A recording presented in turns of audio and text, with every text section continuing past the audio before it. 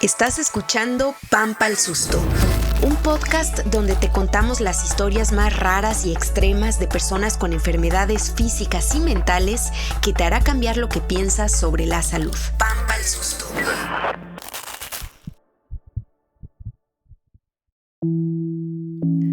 Hola, soy Aleida Rueda y esto es Pampa al Susto. ¿Te imaginas que tú, sin ninguna formación médica, tuvieras que administrarle a un familiar un medicamento directamente al corazón? Así, directamente con un simple catéter a través de una vena. Para muchos es difícil imaginarlo, pero cuando vives a 150 kilómetros del servicio médico más cercano, no queda otra más que intentarlo. Esto le sucedió a Daniel, y es una historia que muestra cómo un problema de salud sin acceso a servicios es otro nivel de problema.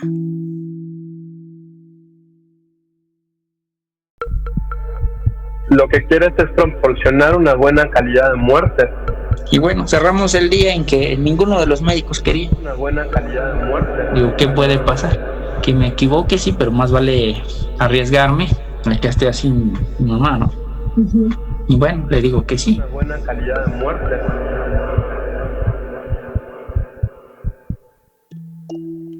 Él es Daniel Carrasco, un joven ingeniero en sistemas que un día tuvo que enfrentarse a un desafío para el que nunca nadie lo preparó.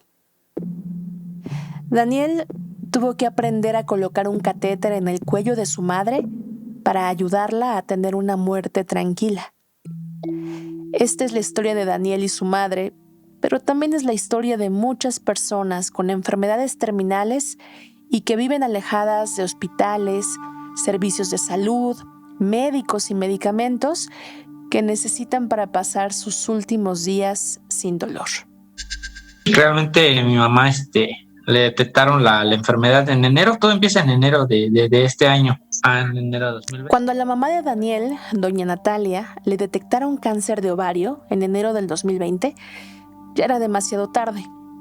El cáncer había hecho metástasis y los médicos del Instituto Nacional de Ciencias Médicas y Nutrición Salvador Subirán, que está al sur de la Ciudad de México, le dieron dos opciones: internarla y recibir cuidados paliativos en el hospital o irse a casa a pasar sus últimos días con su familia. Mi mamá tomó la decisión de irse a su casa porque de alguna manera dijo, bueno, si voy a terminar, quiero terminar en mi casa. Irse a casa significó recorrer 317 kilómetros desde la Ciudad de México hasta un pequeño pueblo en el sur del país, en la región de la montaña de Guerrero. Mamá, nosotros somos del estado de Guerrero, de un pueblito pues donde realmente carecemos pues de un hospital, carecemos de infraestructura para telecomunicación en este caso, ¿no? Tonalapa, así se llama. Y en efecto, Tonalapa es un pueblo pequeño del municipio de Atlixtac, ubicado a 1,520 metros sobre el nivel del mar. Tiene 644 habitantes y 27 viviendas. Y aunque la mayoría tiene luz eléctrica, prácticamente ninguna tiene teléfono ni computadora, mucho menos internet. Y solo unas cuantas tienen lavadora o televisión. Definitivamente Tonalapa no era el mejor lugar para doña Natalia, pero era su hogar. De modo que Daniel decidió hacer un recorrido de 4 horas para llegar a otro pueblo llamado Tlapa de Comonfort, para poder conectarse a internet y hablar con los médicos del Salvador Subirán. Pero antes de que llegara a Tlapa, doña Natalia había empeorado. Me habla mi hermano y me dice que mi mamá se puso mal. Anoche desvaneció, dice, y ya no puede moverse, perdió la movilidad, la mitad del cuerpo, ya no puede hablar. Y nosotros creemos que ya está llegando pues el final de todo esto. Ya no podía hablar, ya no podía, aunque sí se quejaba de los dolores del estómago. Es probable que muchos de nosotros no podamos imaginar un dolor así, porque no solo se siente un intenso dolor en el abdomen. Cuando se trata de una etapa avanzada, el cáncer ya se ha propagado a sitios más distantes, como los pulmones, el hígado, los huesos. Por eso duele todo el cuerpo, duele intensamente. En el caso de doña Natalia, como había perdido la capacidad de hablar, era difícil entender qué le dolía y qué podían hacer sus hijos más allá de darle algunos masajes en el estómago. Así que cuando Daniel llegó a Tlapa para conectarse a internet y poder hablar con los médicos del Salvador Subirán, lo único que quería saber era cómo evitar que su mamá sufriera. En esa llamada, Daniel habló con el doctor Alfredo Covarrubias, uno de los poquísimos especialistas en cuidados paliativos del país. Aquí vale la pena explicar que los cuidados paliativos son relativamente nuevos en México. Fue apenas en 2009 cuando se creó la ley que establece como derecho de todos los mexicanos y mexicanas el contar con estos cuidados cuando se tiene un padecimiento terminal. Esta ley entró en vigor hasta 2019. Y no solo es sorprendente que el derecho de tener una muerte digna, como le dicen, sea tan reciente. Otro dato revelador que lanza Covarrubias es que en México hay menos de 100 paliativistas. No tenemos especialistas en cuidados paliativos formados por las universidades mexicanas. Yo soy paliativista desde 15 años, pero al igual que muchos de mis compañeros que se dedican a cuidados paliativos en forma exclusiva, tuvimos que hacer múltiples diplomados dentro y fuera de México. Alfredo Covarrubias siempre les dice a sus estudiantes que se habla mucho de que los médicos están para mejorar la calidad de vida, pero prácticamente nunca se dice que también se necesitan médicos para mejorar la calidad de muerte. Lo que quieres es proporcionar una buena calidad de muerte. Que tu muerte sea aterciopelada, o sea, que no tengas dolor, que no tengas náusea, que no tengas mareo, que no tengas síntomas, o sea, que si ya te dijeron lotería, ese final sea lo más aterciopelado posible y que tengas, así como tuviste una buena calidad de vida, también tengas una buena calidad de muerte. Y con esa idea fue que Covarrubias habló con Daniel. Me da una serie de así de consejos, ¿no? De tips que tenía que hacer. Uh-huh. Que la tengo que bañar, que la tengo que mover, que la tengo que sentar. Y aparte teníamos que suministrarle medicamentos, pero por la situación empieza lo más complicado de esa etapa. Llegó el momento en el que ella ya no podía deglutir tabletas, ¿no? Y cuando llegas a ese momento en el que ya no puedes deglutir los medicamentos, pues ¿por dónde te los pongo, no? En el caso de doña Natalia, la única forma que había para administrarle los medicamentos que redujeran su dolor era ponerle un catéter a mi mamá. De lo contrario, va a estar sufriendo con los dolores. Aunque ella no pueda moverse, no implica que ella no sienta dolores. Y la idea de suministrarles estos medicamentos es para calmarle los dolores y que tuviera pues finalizara ella bien, sin dolores, sin molestias, porque pues sí era mucho el sufrimiento, ¿no? Un catéter es un tubo suave y delgado que se coloca para transportar líquidos o medicamentos. Muchos hemos visto el catéter venoso periférico. Es el que se inserta en la parte inferior del brazo para hacer transfusiones de sangre, quimioterapia o para aplicar medicamentos vía intravenosa. Si hubiera sido ese el catéter que necesitaba doña Natalia, hubiera sido relativamente sencillo encontrar quién se lo colocara. Pero doña Natalia requería otro, el catéter central de acceso venoso, que se introduce en una vena, generalmente ubicada en la parte superior del pecho, justo debajo de la clavícula. Y una vez ahí, se introduce hasta llegar a la vena cava superior, que es la vena grande en el lado superior derecho del corazón. Colocar este catéter puede que no sea extremadamente complicado, pero sí tiene sus riesgos. Puede haber infecciones, sangrado, arritmias, y en los casos más graves puede haber perforación al miocardio, coágulos en la sangre o daños irreversibles en los nervios. De manera que colocar este catéter puede asustar a cualquiera, especialmente a los pocos enfermeros de Tonalapa que nunca lo habían hecho. Y pues bueno, nos dice el enfermero que no se ve capaz y no se siente seguro de poder hacerlo por si la persona sufre de complicaciones, que tal que le pico en los pulmones, en algún vaso sanguíneo que no debo. Y no tengo todos los aparatos para que yo pueda como que monitorearle la presión, monitorearle la frecuencia cardíaca. Bueno, ahora sí que toda esa parte médica. Y nos dicen, no, pues es que no lo voy a hacer, no puedo hacerlo. Y bueno, es cuando se complica más todavía, pues era la única opción que teníamos en el pueblo. Ahí empieza el viacrucis de Daniel, intentando conseguir no solo medicamentos para el dolor, de los que, por cierto, había un desabasto en todo el país, sino sobre todo hallar a alguna persona que aceptara ponerle el catéter a su mamá. Fue a Tlapa, donde sí había consultorios, médicos y clínicas particulares, pero todos se negaron. Nadie se sentía capaz de hacerlo y tenían miedo de que no pudieran responder a alguna complicación. Y bueno, cerramos el día en que ninguno de los médicos quería de allá, ninguno. Todos necesitaban de un quirófano, todos necesitaban de un cirujano y bueno, ahí era muy complicado para ellos. Al final del día me manda un mensaje del doctor y me dice, no te preocupes, yo mañana mismo te voy a enseñar, si tú quieres, si tú estás dispuesto a aprender.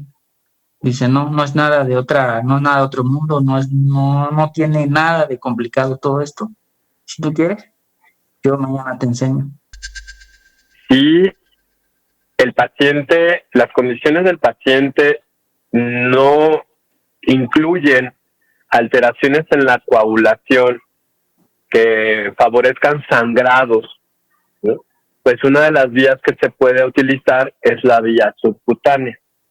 Un dispositivo subcutáneo, ¿sí?, es una aguja que tiene un recubrimiento de teflón, como cualquiera que se vende en cualquier lado, ¿sí?, que se coloca debajo de la piel. Daniel se convirtió de pronto en la última esperanza. Y aunque el miedo lo invadía, también sabía que era la única forma de ayudar a su mamá a tener una muerte apacible y sin dolor. Hay miembros de la familia que son muy aventados y dicen, sí, yo lo hago porque yo quiero y porque va a ser los últimos momentos que voy a poder ayudar a mi familia, pero hay miembros de las familias que dicen, no, o sea, esto está loco, o sea, yo no puedo, no me voy a desmayar si lo digo, ¿no? Digo, ¿qué puede pasar? Que me equivoque, sí, pero más vale arriesgarme en que esté así mi mamá, ¿no? Uh-huh. Y bueno, le digo que sí. Pero Daniel siguió buscando médicos o enfermeros, ya no para hacer la intervención, sino para que lo asistiera en el procedimiento por si ocurría algo inesperado. La escena sería única. Un enfermero asistiendo a un ingeniero en sistemas sin ninguna experiencia médica, colocando un catéter por primera vez en su vida. Daniel, como cualquier persona que tiene que hacer algo para lo que nunca nadie lo preparó, tenía miedo. Pero en el último momento, poco antes de tomar la capacitación, Elsa, una amiga de Daniel que había estudiado con él la preparatoria, encontró a una enfermera que había egresado recientemente de la carrera, Aide Remigio. Ella me contactó y me dijo que hay un muchacho que quería que le hiciera un procedimiento a su mamá. Entonces, pues la verdad no tengo mucha experiencia, pues no tiene mucho tiempo que egresé de la escuela y pues no he trabajado como tal en un hospital.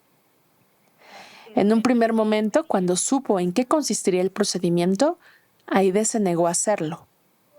Le dije pues que no lo había hecho y que no me atrevería a hacerlo, sobre todo pues cuando estás en una comunidad te enfrentas a la ideología de las personas, ¿no? Sobre todo eso, si haces algo mal o no salen las cosas como tienen que ser, entonces hay problemas, ¿no?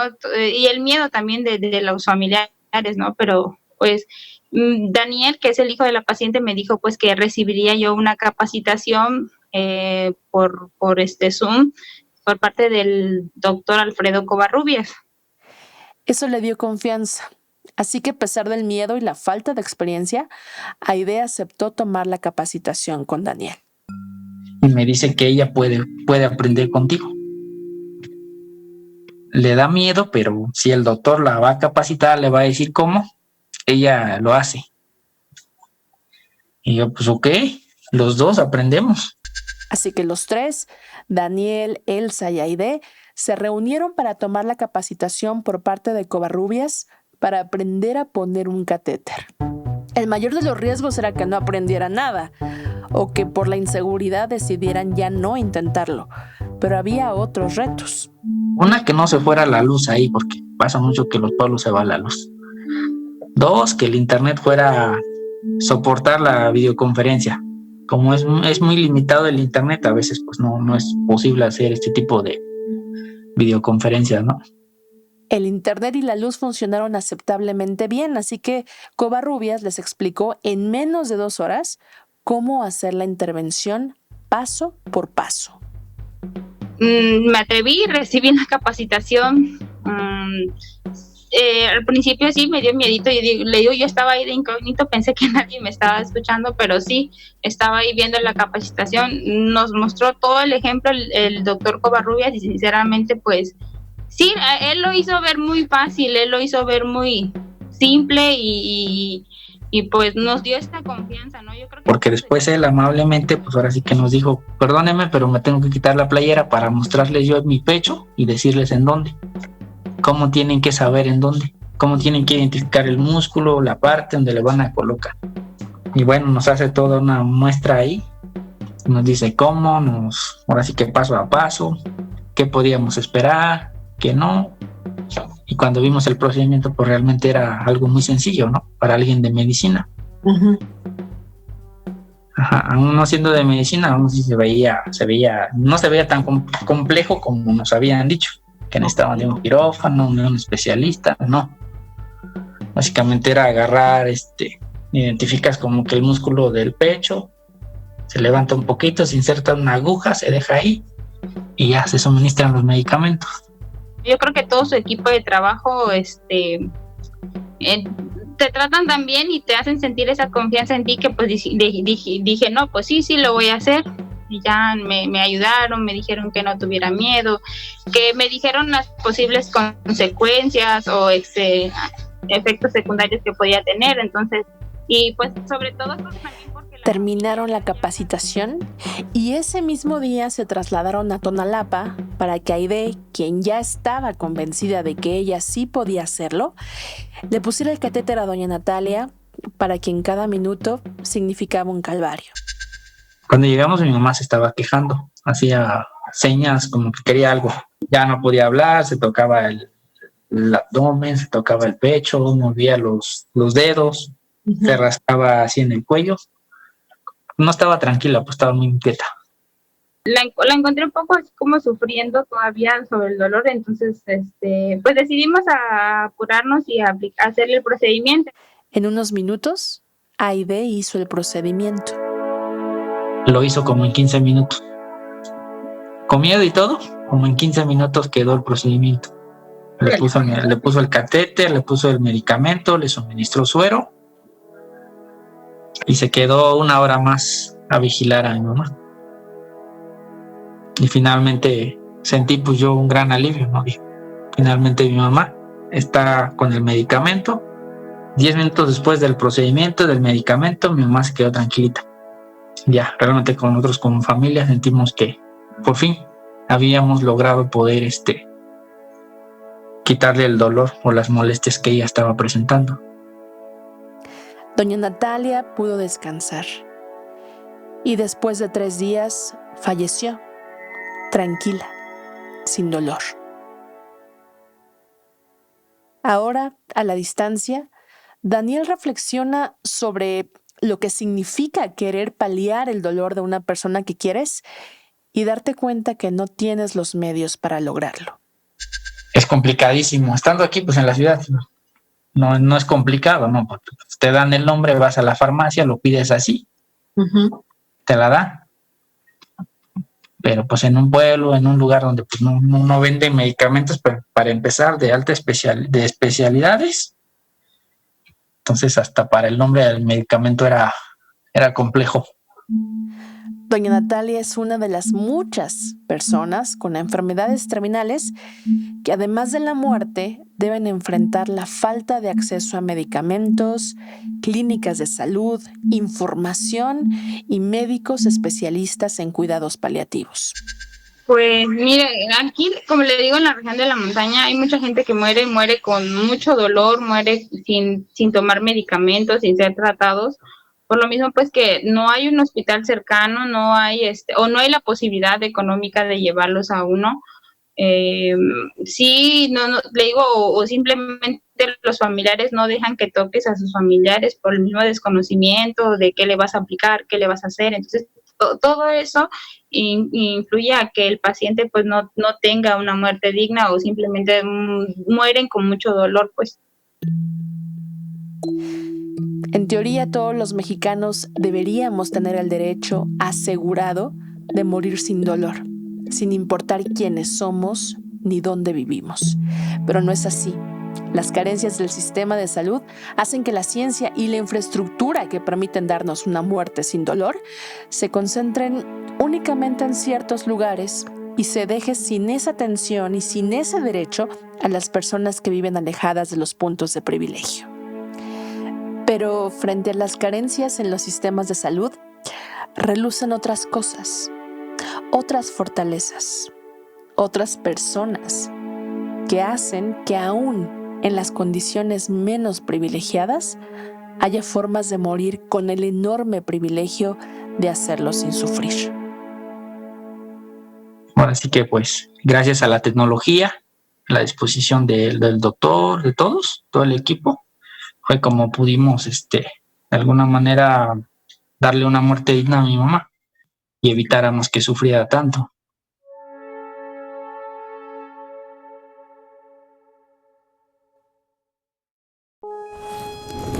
Pampa al Susto es un podcast colaborativo que hacemos Mari Carmen Clement, Itzel Gómez y Aleida Rueda. Carlos Antonio Sánchez se encarga de la producción y diseño de audio.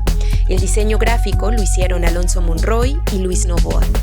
Escucha Pampa al Susto en tu plataforma de podcast favorita y síguenos en Twitter e Instagram. Gracias por escucharnos.